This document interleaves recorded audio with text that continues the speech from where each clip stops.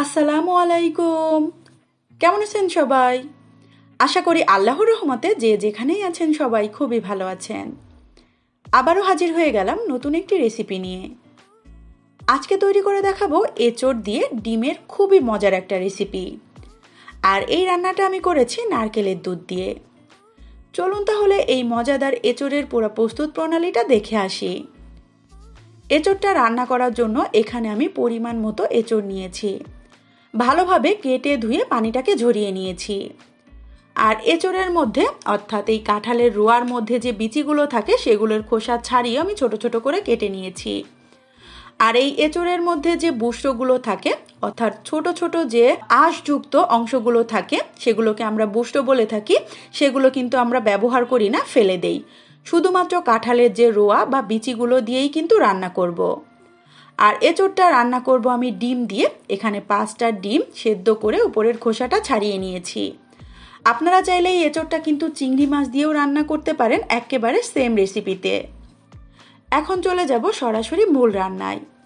প্রথমে চুলায় একটা প্যানের মধ্যে পরিমাণ মতো সয়াবিন তেল দিয়ে সামান্য একটু দিয়ে দিচ্ছি হলুদের গুঁড়া এবং সামান্য একটু লবণ।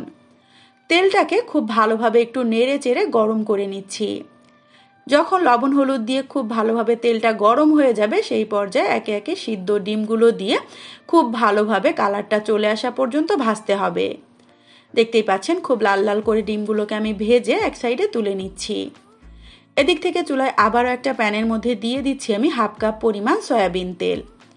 এঁচড়টাকে আমি ভুনা করব একেবারে তেল ফুটা করে, এই জন্য কিন্তু তেলের পরিমাণটা একটু বেশি দিয়েছি। ফ্লেভারের জন্য দিয়ে দিচ্ছি এখানে জাস্ট 2টা তেজপাতা।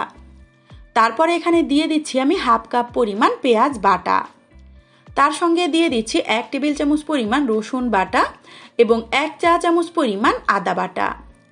পেঁয়াজ আদা রসুনটাকে খুব ভালো করে কিছুক্ষণ ভাজতে হবে, যতক্ষণ না এই যাবতীয় উপকরণে সম্পূর্ণ কাঁচা গন্ধটা চলে যাচ্ছে ততক্ষণ পর্যন্ত। মশলাটা কষাতে কষাতে এখানে দিয়ে দিচ্ছি প্রথমে 1/2 টেবিল চামচ পরিমাণ লবণ, 1/2 টেবিল চামচ পরিমাণ দিয়ে দিচ্ছি হলুদের গুঁড়া। তার সঙ্গে 1 চামচ পরিমাণ ধনিয়ার গুঁড়া, 1 চামচ পরিমাণ জিরার গুঁড়া, 2 চামচ পরিমাণ শুকনা মরিচের গুঁড়া। ঝাল লবণ অবশ্যই টেস্ট করে, কম বেশি হলে ব্যালেন্স করে তারপরে ব্যবহার করবেন। 6-7টার মতো দিয়ে দিচ্ছি এখানে কাঁচামরিচ। এখন সম্পূর্ণ মশলাটাকে খুব ভালোভাবে কিছুক্ষণ কষিয়ে নিচ্ছি। মশলাটাকে ভালোভাবে কষানোর সুবিধার জন্য এখানে সামান্য একটু পানি দিয়ে দিচ্ছি।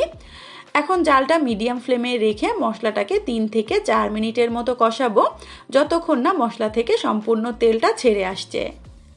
মশলা থেকে তেলটা ছেড়ে গেলে দিয়ে দিচ্ছি এখানে আগে থেকে কেটে ধুয়ে পরিষ্কার করে রাখা কাঁচা কাঁঠাল বা এঁচড়। কোনো রকমের পানি ছাড়া সম্পূর্ণ এঁচড়টাকে মশলার সঙ্গে কিছুক্ষণ কষিয়ে নিতে হবে। এঁচড়টাকে ভালোভাবে কষানোর সুবিধার জন্য এখানে দিয়ে দিচ্ছি 1/2 কাপ পরিমাণ নারকেলের দুধ। রান্নাটা যেহেতু আমি নারকেলের দুধ দিয়ে করবো, এই জন্য এঁচড়টাকেও কিন্তু নারকেলের দুধ দিয়েই কষিয়ে নিচ্ছি। এখন খুব ভালোভাবে নেড়ে চেড়ে জালটা কিন্তু মিডিয়াম ফ্লেমে রেখেই খুব ভালো করে কষাতে হবে। এতে করে এঁচড়ের ফ্লেভারটা কিন্তু অসম্ভব সুন্দর আসবে। 5 থেকে 6 মিনিট আমি কিছুক্ষণ পরপর নাড়াচাড়া করে এঁচড়টাকে কষিয়ে নিয়েছি। আর দেখতেই পাচ্ছেন কষাতে কষাতেই কিন্তু এঁচড়টা কমে একেবারে অর্ধেকটা হয়ে গিয়েছে। ফাইনালি এখানে বাকি যে দুধটুকু ছিল সেটুকুও দিয়ে দিচ্ছি। এখানে টোটাল 1টা নারকেল কুড়িয়ে তার থেকে আমি সম্পূর্ণ দুধটা বের করে ব্যবহার করেছি। আবারও আলতো করে একটু নাড়াচাড়া করে জালটা মিডিয়াম ফ্লেমে রেখেই 15 থেকে 20 মিনিটের মতো রান্না করে নিতে হবে, যতক্ষণ না সম্পূর্ণ এঁচড়টা সেদ্ধ হয়ে একেবারে মাখা মাখা হয়ে আসছে। ফিরে আসছি আমি ঠিক 15 মিনিট পর। চেক করে দেখে নিয়েছি এই পর্যায়ে এঁচড়টা খুব ভালোভাবে সেদ্ধ হয়ে গিয়েছে। স্বাদটাকে আরও একটু বাড়ানোর জন্য দিয়ে দিচ্ছি এখানে 1 টেবিল চামচ পরিমাণ চিনি। তার সঙ্গে দিয়ে দিচ্ছি আগে থেকে ভেজে তুলে রাখা ডিম। খুব ভালোভাবে সমস্ত উপকরণ আবারও একটু নেড়ে চেড়ে মিশিয়ে নিচ্ছি।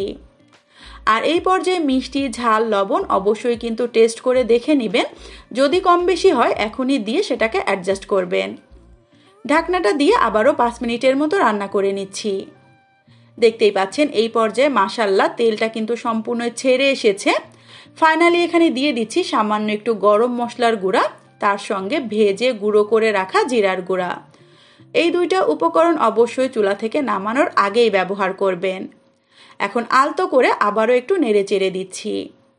এঁচোড়ের তরকারিটা আমার কাছে ঝোল ঝোল ভালো লাগে না, সম্পূর্ণ তেলটা এভাবে ফুটে ফুটে ওঠা পর্যন্ত রান্না করে নিলেই কিন্তু আমার কাছে খেতে কেন জানি না বেশি ভালো লাগে।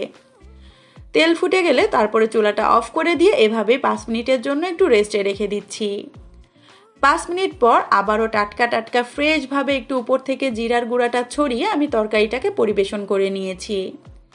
গরম গরম ভাতের সঙ্গে খেতে কিন্তু জাস্ট অসাধারণ লেগেছিল। যদি বিশ্বাস না হয় অবশ্যই এই সেম রেসিপি ফলো করে বাসায় একবার হলেও রান্না করে খেয়ে দেখতে পারেন। আশা করি ফ্যামিলির সবাই অনেক বেশি পছন্দ করবে। তৈরি হয়ে গেল খুবই সহজভাবে মজাদার একটা ডিম দিয়ে এঁচোড় রান্নার রেসিপি। আশা করি আমার আজকের এই সহজভাবে রান্না করা এঁচোড়ের রেসিপিটা আপনাদের কাছে খুবই ভালো লেগেছে।